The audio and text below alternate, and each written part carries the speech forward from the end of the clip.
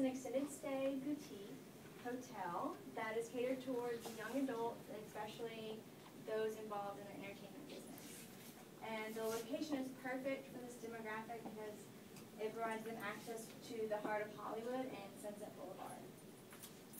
So with this, the excitement of the city is reflected in terrarium as guests experience the unexpected. But the excitement of the city is also balanced with the serenity and the wonderland atmosphere that's discovered within the walls of terrarium. So, stepping off the streets of Hollywood, guests are pulled to experience their own wonderland and escape from reality and the everyday. So that's kind of just an overview of my concept. And I had several elements that I used to create this unexpected wonderland. And I repeated them throughout to kind of give everything I have going on a sense of order and consistency, because I need that.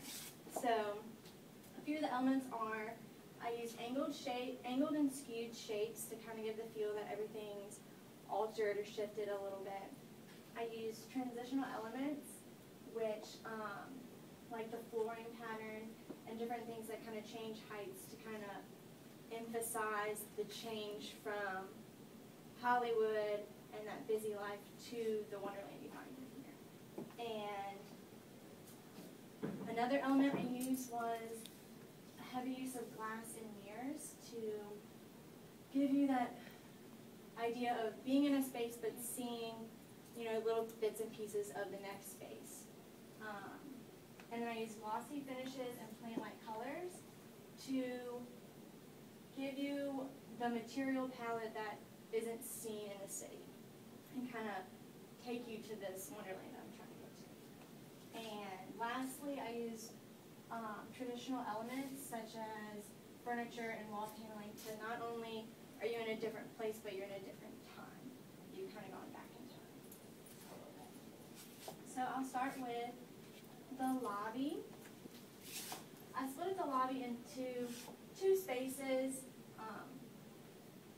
The first is a lounge area when you walk in, and it's a more intimate area than the back necessarily because the ceiling is lowered a foot and you have a lot of light coming in from this big window. And we also have the angled glass. We have the glass wall and some angled elements here that pull you and create this relationship in this defined space in front. And then as you transition from that space to the back space to check in, the flooring changes from wood to tile, as you can see here and here, and as you get closer to the back here. And that kind of, like I said earlier, emphasizes you're changing from one space to the next, that transition into this wonderland. And the feature in the back is the reception desk, where you also have a height change, which emphasizes this check-in area where you sit down, it's more intimate, emphasized by the lower counter height. And you also have this angled wall, which creates, again, one of those direct relationships in a defined space.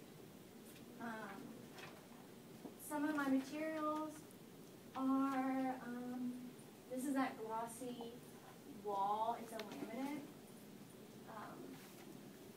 Those are on these walls, and then in here you have mostly the wall paneling, where you have this gold ceiling which mimics the pattern in here, so that subtle consistency is seen there. I think that's it for the lobby. You have the RCP with the lowered and bracelet and back to the front spaces. And then we can move on to the bar and lounge, where when you walk in, you're also greeted by those angles that I was talking about. The angles of the bar pulls you in to this bar space, and the angles of the half walls in the courtyard pull you into the courtyard. And then the transition element, the flooring, pulls you back and forth between the different spaces. Again, we have the counter height change from bar height to table height. You can see it's emphasizing this more intimate space than the bar necessarily. And that kind of pulls you to the back of the bar, which is a more intimate space. So you drop down, and then you also have these two lounge nook areas. The height change is also seen in the courtyard with this lowered floor and lounge, kind of the rabbit hole of the bar. The flooring also changes to this stone pebble, so it kind of feels like you're in the ground. And that's the more intimate space of the courtyard. And then lastly, what I want to point out about the bar is the wall behind. I kept with that transition of elements to emphasize you are in a different place, you're changing, and you're experiencing this something different. So the mirror glass is changing into this wall covering, which is seen here, which is just a kind of an unexpected pattern. It's snakeskin. So let's see, I think that's it for the bar. The materials, we have the wood floor and the tile that transition into each other. And the ceiling is a little bit unexpected, but it brings that traditional element back in with that ceiling tile. And moving on to the suite. The first floor has this living space. When you first walk in, these two chairs swivel, and because I'm pretty sure this is a courtyard out here, but I wanted that view to kind of create that relationship here across. But I also put a large-scale mirror behind here that is directly across from the fireplace, which also creates that relationship and that defined space, as this is different from this space. And in the kitchen, I pulled the counter into this breakfast nook area that I've created and lowered this counter again to, this is a more intimate space. This is not the kitchen, this is the breakfast nook. And those two chairs that are there have really high backs, so when you're sitting in there, you're just in this space.